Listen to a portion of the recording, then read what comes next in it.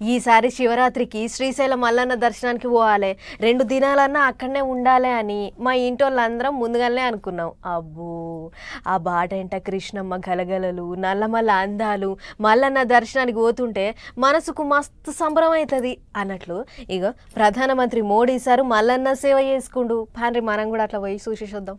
ఆదుకో మల్లన్న చేదుకో మల్లన్న అని చేతులెత్తి మొక్కితే చాలు ఆపదలన్నీ పోగొడతాడు ఆ లింగమయ్య.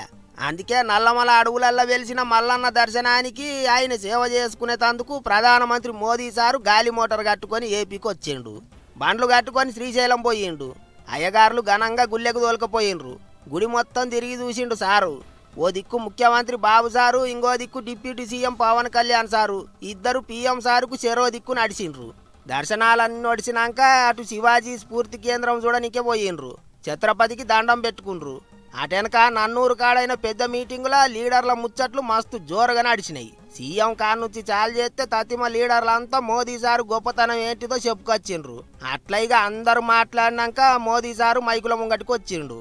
यहाँ सड़क, बिजली, रेलवे, हाईवे और व्यापार से जुड़े कई प्रोजेक्ट्स का उद्घाटन और शिलान्यास किया गया है। ये प्रोजेक्ट्स और लोगों के जीवन को आसान बनाएंगे।